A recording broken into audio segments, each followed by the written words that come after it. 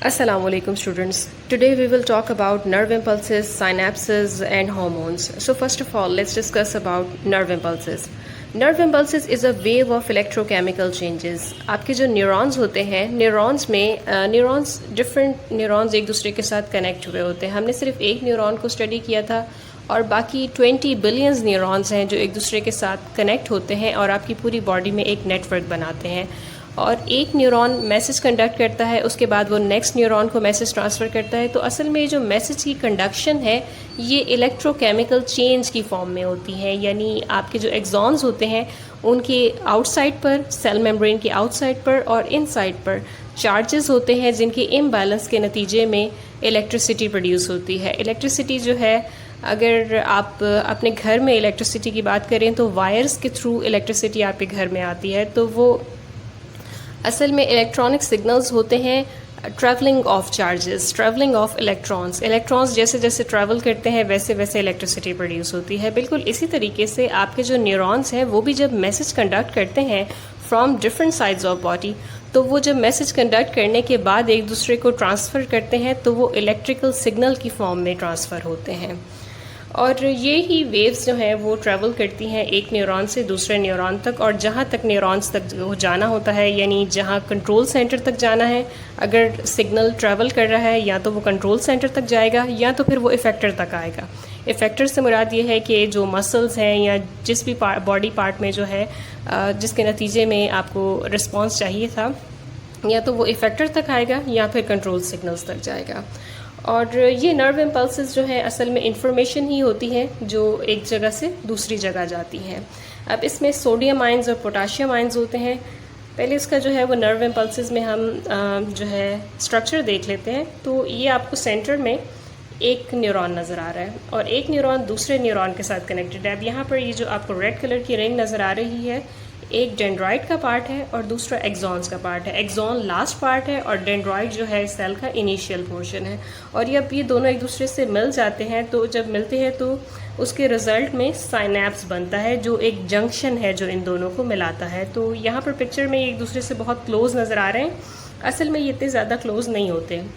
ये मैं इसको थोड़ा सा आपको जूम करके दिखा दूँ.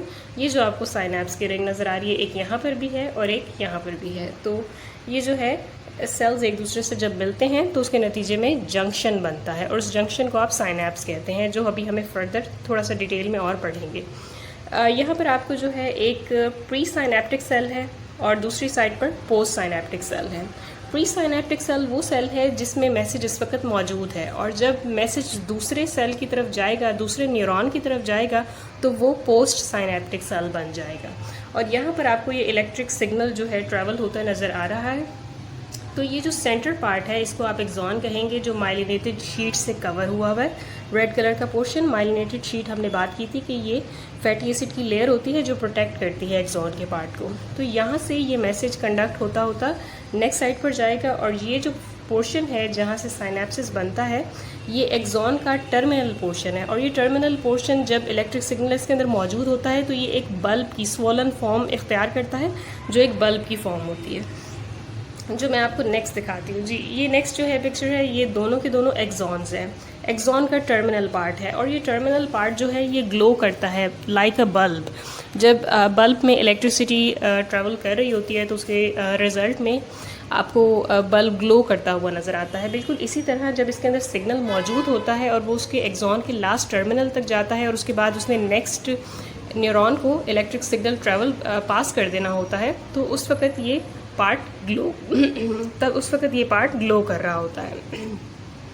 अब नर्व इम्पल्सेस कैसे ट्रांसफ़र होती हैं? नर्व इम्पल्सेस जो है वो साइनैप्सिस के ज़रिए एक दूसरे से मिलती हैं और मिलने के बाद एक न्यूरॉन से दूसरे न्यूरॉन तक मैसेज ट्रांसफ़र करती चली जाती हैं. और इस तरह से प्री साइनैप्टिक सेल और पोस्ट साइनैप्टिक सेल एक दूसरे से चेंज होते चले जाते हैं, इंटरचेंज होते हैं.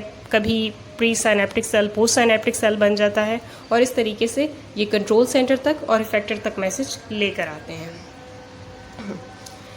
अब नर्व इम्पल्सेस को आप लाइटनिंग से कंपेयर कर सकते हैं। हमने देखा है कि जब स्टॉर्मी जो है वो बारिश होती है, बहुत तूफ़ानी बारिश होती है, तो उसमें ऐसा होता है कि जो क्लाउड्स हैं उसमें थंडर लाइटनिंग प्रोड्यूस होती है, बिजली चमकती हुई नज़र आती है।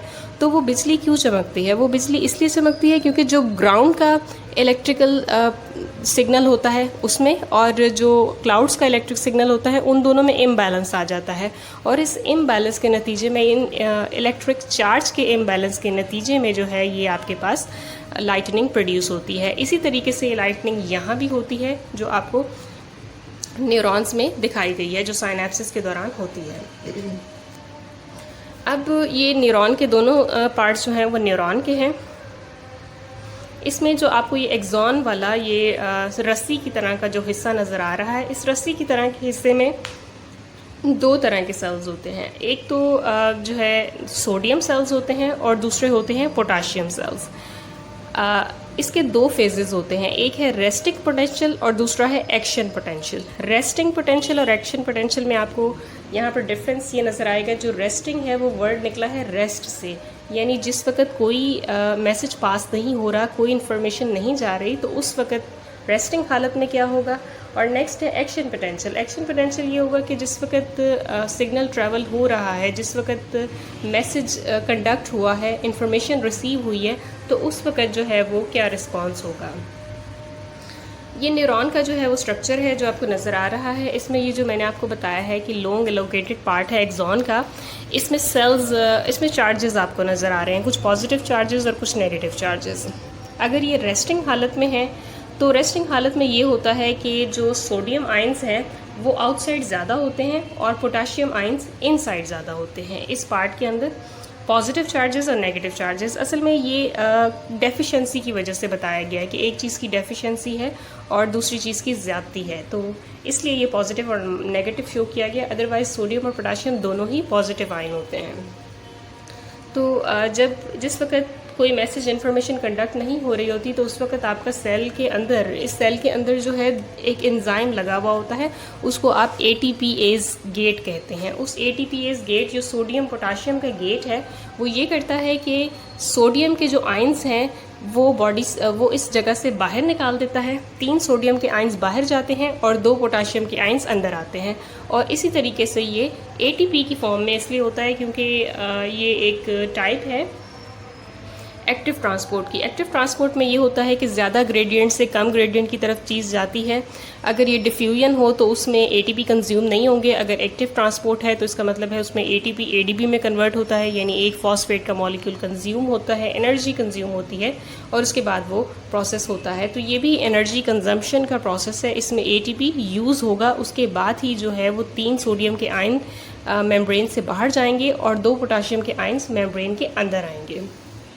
ये तो हो गया रेस्टिंग पोटेंशियल। रेस्टिंग पोटेंशियल के बाद आता है एक्शन पोटेंशियल। एक्शन पोटेंशियल से मुराद ये है कि कोई बहुत स्वेयर एक्शन करने की यहाँ ज़रूरत नहीं है। फॉर एग्ज़ाम्पल आपकी बॉडी ने किसी चीज़ को टच किया है, अब आपके फॉर एग्ज़ाम्पल हाथ ने किसी चीज़ को टच किया है या उस पर कोई प्रेशर पड़ा है, तो उस प्रेशर के नतीजे में उसी वक्त आपकी जो फिंगर टिप के ऊपर न्यूरॉन्स या नर्व्स मौजूद थी, उन्होंने फ़ौरन आपके जो है वो ब्रेन को सिग्नल लेकर जाना था। और वो सिग्नल ले जाने के दौरान ये हुआ कि सोडियम आयन उसके अंदर ज़्यादा आना शुरू हो गए। पहले जो हालत थी उसमें ये था कि सोडियम आयन्स बाहर जा रहे थे और पोटाशियम आयन अंदर आ रहे थे। अब ये होगा कि सोडियम आयन्स अंदर आना शुरू हो जाएंगे और पोटाशियम जो है कम होना शुरू हो जाएंगे। अब नर्व इम्पल्स को मैं थोड़ा सा और इसमें आपको ज़्यादा बेटर बता देती हूँ कि सोडियम आयन का ये गेट लगा हुआ है और ये पोटाशियम आयन का गेट है। यहाँ पर 2 गेट मौजूद हैं और ADP बन रहा है, यानी कि एक फॉस्फेट का मॉलिक्यूल कंज्यूम हो रहा है। और रेस्टिंग हालत में पोटाशियम का आयन ज़्यादा है, इनसाइड ज़्यादा है, और सोडियम आउटसाइड ज़्यादा है और पोटाशियम इनसाइड ज़्यादा है रेस्टिंग हालत में, जब कोई मैसेज कंडक्ट नहीं हो रहा। एक्शन पोटेंशियल में ये होगा कि इलेक्ट्रिक चार्ज जो है वो ट्रैवल करेगा न्यूरॉन से न्यूरॉन, नर्व इम्पल्स की फॉर्म में एक जगह से दूसरी जगह जाना शुरू हो जाएगा। और उसके बाद क्या होगा कि सोडियम के जो आयंस हैं उनका फ्लो इनसाइड ज़्यादा हो जाएगा और पोटाशियम आयन जो है वो आउटसाइड ज़्यादा हो जाएंगे, जो आपको यहाँ पे नज़र आ रही है स्टेज। पहले जो है यहाँ पे 3 टर्म्स यूज़ होंगी, पोलराइजेशन, डीपोलराइजेशन एंड रीपोलराइजेशन। पहली फॉर्म है डीपोलराइजेशन, नहीं सॉरी, पहली फॉर्म है पोलराइजेशन। पोलराइजेशन होगी रेस्टिंग हालत में। रेस्टिंग हालत में जब सोडियम आयंस जो हैं वो 3 बाहर जाएंगे, 2 पोटाशियम आयन अंदर आएंगे, तो इस सूरत में जो इसका वोल्ट होगा, जो इसका चार्ज होगा, वो -70 मिली वोल्ट्स होंगे, -70 मिली वोल्ट्स। और उसके बाद जैसे ही कोई स्टिमुलस रिसीव होगा, तो स्टिमुलस रिसीव होने के रिजल्ट में -55 मिली वोल्ट तक टेम्परेचर जाएगा। और उसके बाद ये होगा कि सोडियम आयन, यहाँ पर आपको नज़र आ रहा है कि सोडियम आयन अब अंदर ज़्यादा आना शुरू हो गए हैं और पोटाशियम आयन बाहर ज़्यादा जाना शुरू हो गए हैं। तो इस स्टेज को आप कहेंगे डीपोलराइजेशन, जिसमें सोडियम आयन इन साइड ज़्यादा हो जाते हैं। और बाज़ औक़ात जो है ये 0 मिली वोल्ट से 30 मिली वोल्ट तक भी चला जाता है जब सोडियम आयन बहुत ज़्यादा हो जाएंगे। अब इसके बाद जो है ये मिली सेकेंड्स का प्रोसेस है। मिली सेकेंड्स में जो है -70 से 30 मिली वोल्ट तक टेम्परेचर जाता है और उसके बाद रीपोलराइजेशन अचीव होना शुरू हो जाती है। रीपोलराइजेशन वो हालत है कि जो पहले पोलराइज फॉर्म में था, यानी रेस्टिंग हालत में था, -70 मिली वोल्ट टेम्परेचर, जिसमें सोडियम आयंस जो हैं वो बाहर जा रहे थे, पोटाशियम अंदर आ रहे थे। तो उसके बाद उसको दोबारा जो है वो न्यूरॉन को अपनी असली हालत में आना ज़रूरी होता है। तो आफ्टर सम मिली सेकेंड्स जो है वो ये प्रोसेस होता है, एक न्यूरॉन से दूसरे न्यूरॉन तक जाता है और सब में जो है वो ये प्रोसेस होता है। पहले जो है वो रेस्टिंग हालत में पोलराइज फॉर्म में होगा, देन फर्दर जैसे ही सोडियम आयन इनसाइड मूव होना शुरू होंगे तो वो डीपोलराइज होगा और जब वो दोबारा से अपनी पहली वाली हालत, पोलराइज वाली हालत में आता है, दोबारा से आता है, तो उस प्रोसेस को आप कहेंगे रीपोलराइजेशन। सो इस तरीके से जो है वो एक पोटेंशियल जो है वो रेस्टिंग पोटेंशियल और एक्शन पोटेंशियल परफॉर्म होता है। जी, हमारा नेक्स्ट टॉपिक है साइनेप्सिस के बारे में।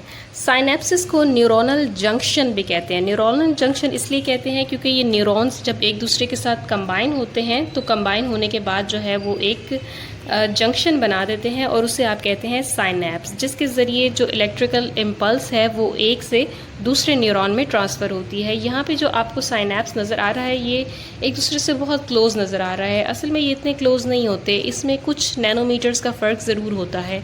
साइनेप्स आपके पास 2 तरह के होते हैं, एक होता है इलेक्ट्रिकल साइनेप्स और दूसरा होता है केमिकल साइनेप्स, और इन दोनों में जो है वो थोड़ा सा फ़र्क है। एक साइनेप्स में 2 नैनोमीटर का फ़र्क होता है जो होता है आपका इलेक्ट्रिकल साइनेप्स, और दूसरा केमिकल साइनेप्स जिसमें 20 से 30 नैनोमीटर तक जो है वो डिस्टेंस चला जाता है। तो साइनेप्स असल में क्या है? साइनेप्स जो है वो जंक्शन है जहाँ से इलेक्ट्रिकल नर्व इम्पल्स जो है वो एक न्यूरॉन से दूसरे न्यूरॉन तक जाती है और जहाँ तक भी उसको जो है वो जाना होता है, चाहे वो कंट्रोल सेंटर तक जाए या इफेक्टर तक वापस आए। तो इस सारे पार्ट में जितने भी न्यूरॉन्स एक दूसरे के साथ कनेक्ट होंगे तो उनका एक जंक्शन बनेगा between the connection of both neuron, और उस जंक्शन को आप कहेंगे साइनेप्स।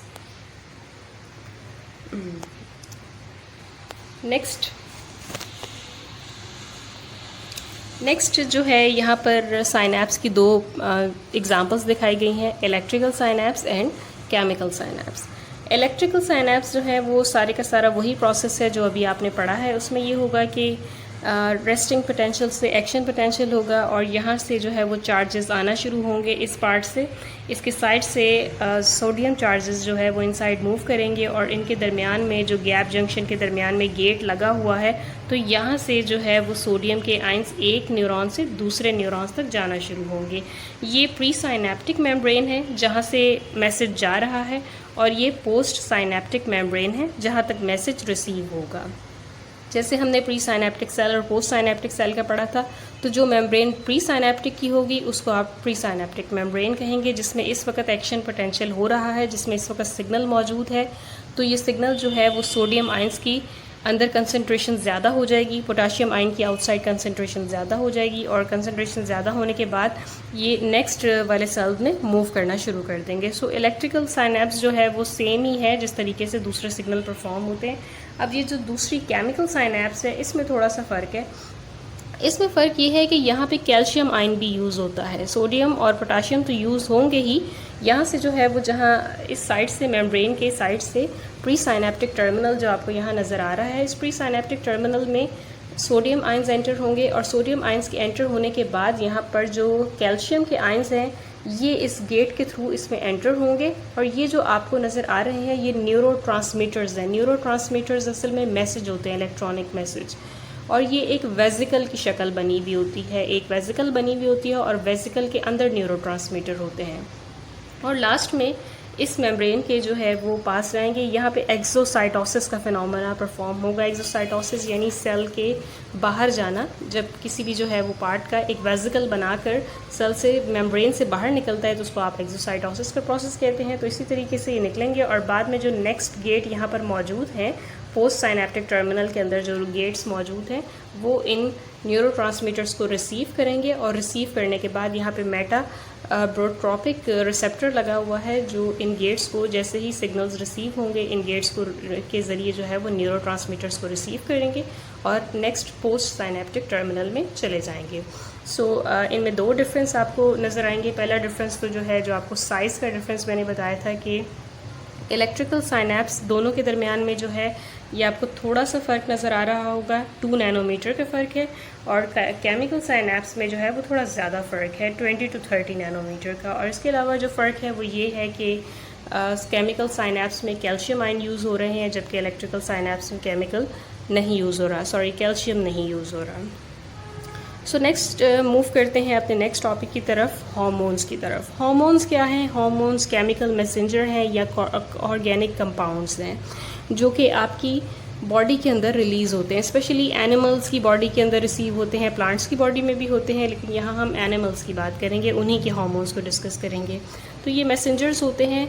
काम इनका भी वही है जो दूसरे नर्वस सिस्टम का है, यानी ये केमिकल कोऑर्डिनेशन की फॉर्म है। इसमें केमिकल्स आपकी बॉडी में प्रोड्यूस होंगे और केमिकल्स जो हैं आपकी बॉडी किसी स्टिमुलस को रिसीव करेगी और उस स्टिमुलस को रिसीव करने के बाद डायरेक्टली आपके ब्रेन को मैसेज जाएगा और ब्रेन को मैसेज जाने के बाद स्पेसिफिक टाइप का हार्मोन सिक्रीट होगा और वो आपकी ब्लड स्ट्रीम में एंटर हो जाएगा। या वो ब्लड स्ट्रीम से हो सकता है या फिर एक्सोक्राइन ग्लैंड्स के ज़रिए, एंडोक्राइन ग्लैंड्स के ज़रिए भी हो सकता है और एक्सोक्राइन ग्लैंड्स के ज़रिए भी हो सकता है। तो रेगुलेटिंग एंजाइम्स होते हैं जो केमिकल रिएक्शंस परफॉर्म करते हैं और उसके बाद जो है कंट्रोल होते हैं ये हार्मोन्स। और हार्मोन्स जो हैं वो कुछ ऐसे होते हैं जो कि सिर्फ कुछ देर के लिए रिलीज़ होते हैं, कुछ ऐसे होते हैं जो लॉन्ग टर्म रिलीज़ होते हैं। जैसे ग्रोथ हार्मोन है वो तो एक काफ़ी एज तक, काफ़ी सालों तक ग्रोथ हार्मोन रिलीज़ होता रहता है। हार्मोन्स की आपके पास जो है हार्मोन्स डिफरेंट ग्लैंड्स से सिक्रीट होते हैं, डिफरेंट ग्लैंड्स से सिक्रीट होते हैं, लेकिन यहाँ पर जिन ग्लैंड्स की हम बात करेंगे वो सिर्फ 2 ग्लैंड्स होंगे।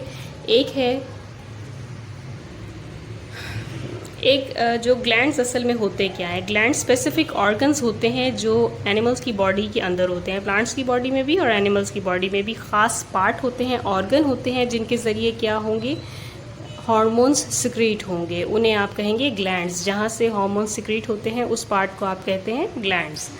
सबसे पहला है हमारे पास एक्सोक्राइन ग्लैंड और दूसरा पार्ट है हमारे पास एंडोक्राइन ग्लैंड। एक्सोक्राइन ग्लैंड्स जो हैं जिनमें प्रॉपर डक्ट्स होती हैं, यानी वेजल होती हैं, एक ट्यूब या पाइप होता है जिसके ज़रिए कोई चीज़ ट्रैवल करके आए तो उसको आप कहेंगे डक्ट। एक्सोक्राइन ग्लैंड्स में प्रॉपर डक्ट होती हैं जबकि एंडोक्राइन ग्लैंड्स में डक्टलेस होती हैं, इसमें कोई ग्लैंड नहीं होता। तो इसमें किस तरीके से आपके जहन में एक क्वेश्चन ज़रूर अराइज होगा कि एक प्रॉपर चैनल के ज़रिए कोई चीज़ जाए तो समझ आती है कि वो वहाँ तक पहुँच जाएगी जहाँ तक उसे जाना है, लेकिन जिसमें डक्ट्स ही नहीं है, जिसमें वेजल्स ही नहीं है, तो किस तरीके से वो अपने इफेक्टर तक जाएगी। पहले हम एक्सोक्राइन ग्लैंड्स की कुछ एग्जांपल देख लेते हैं। सबसे पहला है स्वेट ग्लैंड। स्वेट ग्लैंड यानी जो पसीना हमें आता है उसकी प्रॉपर डक्ट्स होती हैं उन ग्लैंड्स की। दूसरा सेलिवरी ग्लैंड्स, जो हमारे माउथ में सलाइवा प्रोड्यूस होता है उसकी भी जो है प्रॉपर डक्ट्स होती हैं। एंड लास्ट जो है टीयर ग्लैंड्स, जो आंसू आते हैं तो वो भी, उनके भी जो है वो ग्लैंड्स होते हैं हमारे आइज़ में जिसके ज़रिए जो है टीयर्स प्रोड्यूस होते हैं। अब एंडोक्राइन ग्लैंड्स किस तरीके से सिक्रीशंस प्रोड्यूस करते हैं? ये सिक्रीशन प्रोड्यूस करते हैं directly in the blood stream, यानी अगर आपकी बॉडी में कोई जो है सेंसेस रिसीव हुई हैं, कोई चेंज रिसीव हुआ है और उसके बाद जो है कोई हार्मोन रिलीज़ होना है तो वो हार्मोन जो है ग्लैंड से डायरेक्टली ब्लड स्ट्रीम में इंजेक्ट किया जाएगा। ब्लड स्ट्रीम में जब इंजेक्ट किया जाएगा तो ब्लड, आपको पता है, पूरी बॉडी में सर्कुलेट करता है, तो जहाँ भी उसकी ज़रूरत होगी उस हार्मोन की वो डायरेक्टली वहाँ पर जाकर इफ़ेक्ट करेगा।